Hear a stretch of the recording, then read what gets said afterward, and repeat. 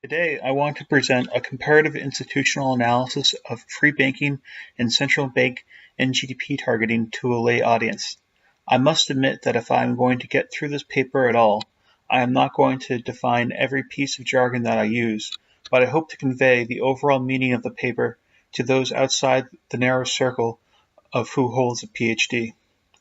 This was my first published paper. It was published in 2013 at the Journal of Private Enterprise. I will put a link to it in the description. Now that we have the Great Recession behind us, many have asked what kind of monetary policy we should have going forward. There has been some recent push for increasing the implicit inflation target the Federal Reserve uses, and many on the political right have hoped to get the Federal Reserve to follow a specific rule, such as the Taylor rule.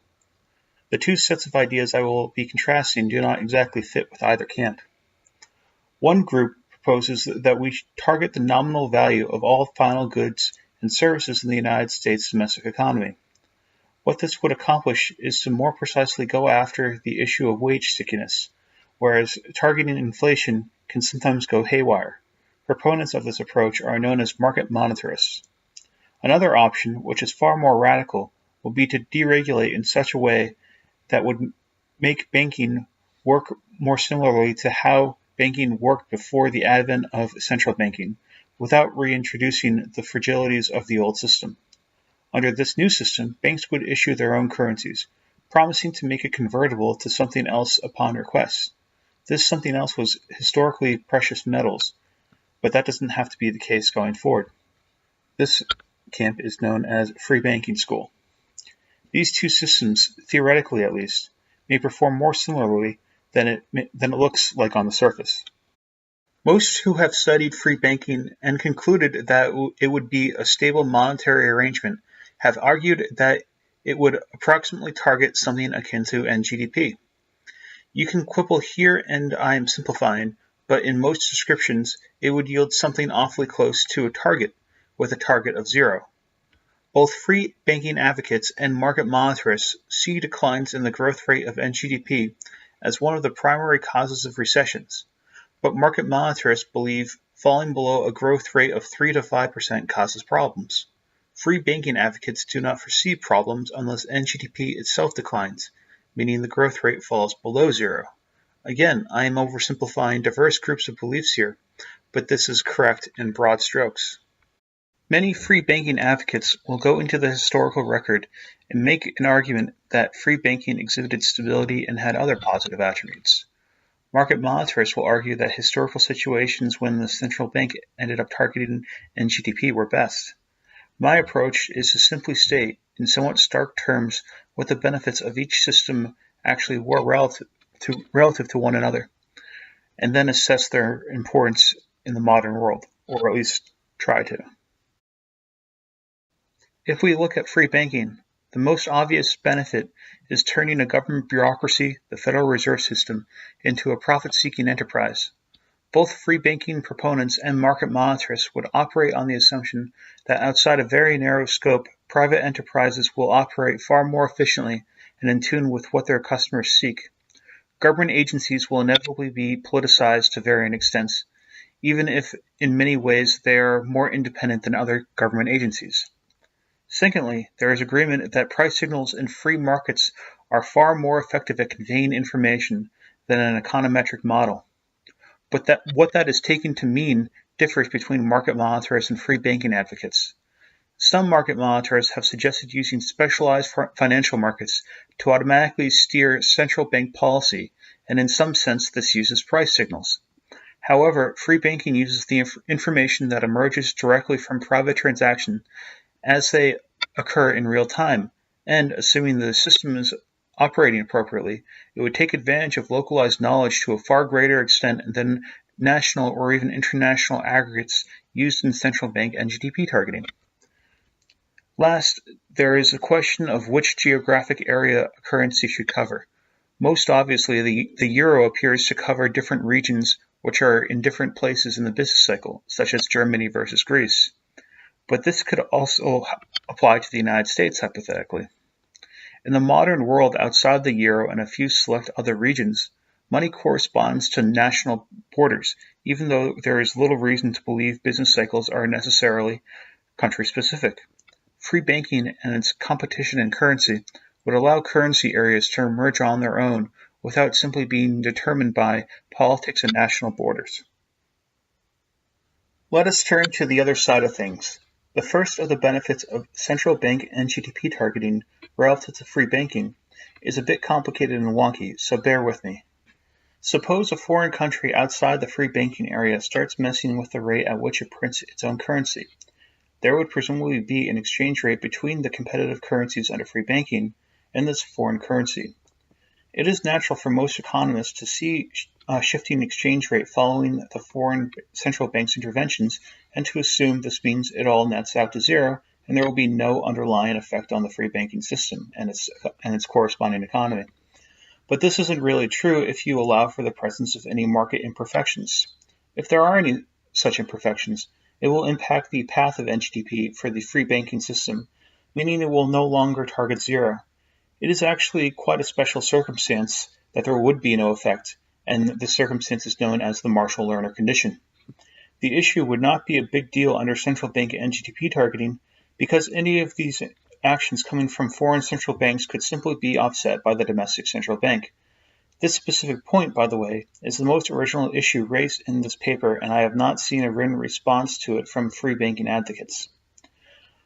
The second issue was kind of obvious in the initial discussion of these systems in this presentation.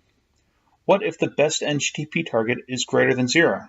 The central bank may change the target basically at a whim, but the free banking system is at the mercy of whatever the logic of the system spits out. It would be something of a divine coincidence if the target with the best macroeconomic properties is what the system ends up targeting, since getting those macroeconomic properties is essentially one giant externality. If you build in what economists think is the best implicit rate of inflation into an NGDP target, you would get an NGDP target of 4 or 5%, and it isn't really that hard to justify a target of 7% if one is so inclined. And you can't really get the free banking system to target this. Finally, for the free banking system to translate to macroeconomic properties it theoretically possesses, it must be the only game in town, so to speak, at least as a first approximation. Suppose that the government exited the business of money printing and banking regulation. Historically, markets have tended towards the banks with characteristics described in free banking. One important characteristic of these historical banks is that they are fractionally reserved banks, meaning they only hold a fraction of the gold on hand that would be needed to redeem all the notes they have outstanding. This is actually the same as what we have today minus the gold. These fractional reserves and how competing banks would interact with each other actually underlies the logic of how the system would ultimately yield something like an NGDP target. But to what extent there are banks without these characteristics? For example, banks serving those who do not want to use fractional reserve banks, the economy overall would not hit the theoretical implicit NGDP target. Gold enthusiasts are often very skeptical of fractional reserve banks, so this constituency already clearly exists. Moreover, it would be at least somewhat surprising if there were not other financial instruments that would not circulate as cash, for example, a currency that simply promises to preserve its purchasing power. A central bank, with its hand on the wheel, in contrast, again, could offset the existence of these bits of competition on the margin by simply making sure that the overall economy is hitting its target. So, if you put together all 6 issues, where does that leave you? In the paper, I conclude that I have no idea, and I argue that no one should have that strong of an opinion either. Those on either side of the debate may think I am crazy for throwing my hands up. Some point to the incentive issue as one that essentially trumps all the others.